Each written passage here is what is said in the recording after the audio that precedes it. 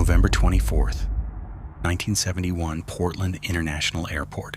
A man in a dark suit walked to the counter and bought a one-way ticket to Seattle. He gave the name Dan Cooper. Nothing about him looked memorable. Black tie, white shirt, dark coat, sunglasses, a small briefcase in his hand. That was the danger. He looked like every other businessman trying to get home before Thanksgiving. He boarded Northwest Orient Flight 305 and sat near the back. When the aircraft climbed into the gray Pacific Northwest sky, he ordered a bourbon and soda, lit a cigarette, and waited. Then he handed a note to a flight attendant. She almost ignored it. At first, it looked like another passenger note. Maybe a phone number, maybe a joke. But Cooper leaned toward her and spoke calmly. "Miss, you better look at that note. I have a bomb." The cabin kept moving like nothing had happened. Passengers talked. Drinks were served. Magazines open. But in one row, the flight had changed. The attendant read the note. Cooper opened his briefcase. Inside were wires, red cylinders, and a device convincing enough to turn a short flight into a hijacking. But he never raised his voice. That was what made him terrifying. He gave simple demands. $200,000. 4 parachutes. A fuel truck waiting in Seattle. The pilots were told. The crew kept calm. The passengers stayed mostly unaware. Outside, daylight faded into storm clouds. Inside, one quiet man in a dark suit had taken control of an entire airplane. The pilots radioed ahead. Seattle was told the truth. Flight 305 was not just delayed.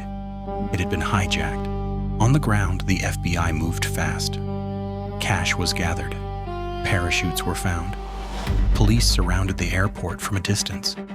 But inside the cabin, Cooper stayed calm. No panic, no shouting, no wasted movement. Most passengers still believed there was a simple delay.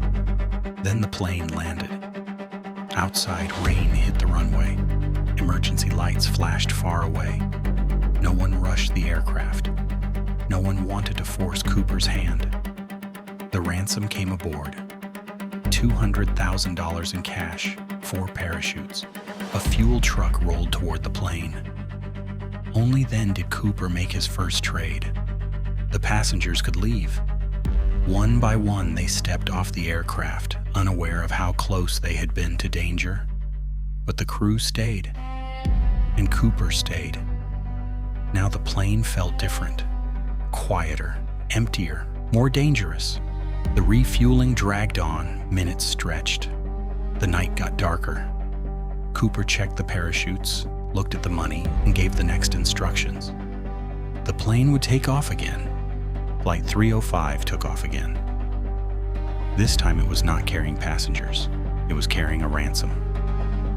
4 parachutes. A crew under pressure. And one man in the back who was about to vanish. Cooper stayed near the rear of the aircraft. The crew stayed forward. Between them was an empty cabin, dark windows, and the sound of rain hitting metal. The plane flew low, slow, south through the storm. Outside there was no city below, only black forest, cold air, and darkness. Then Cooper began preparing. He took the money, checked the parachute, moved toward the rear stairs of the Boeing 727. That was the part that made his plan possible. The stairs could open from the back, in flight, into the sky. The crew could not see him. They could only feel the aircraft, hear the pressure change, watch the warning lights. Then something shifted, a vibration, a sudden movement in the plane, a sign that the rear stairs had opened.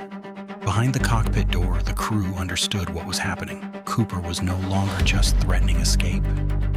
He was trying it. Rain and wind tore through the back of the aircraft.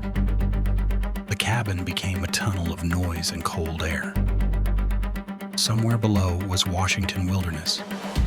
No lights, no safe landing zone, no clear path out.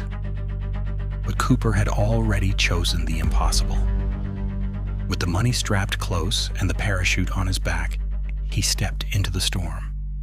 No one saw him fall. No one saw him land. No one saw him die. No one saw him survive. When the plane reached Reno, agents surrounded it. The doors opened. They moved through the cabin row by row. The ransom was gone. Cooper was gone.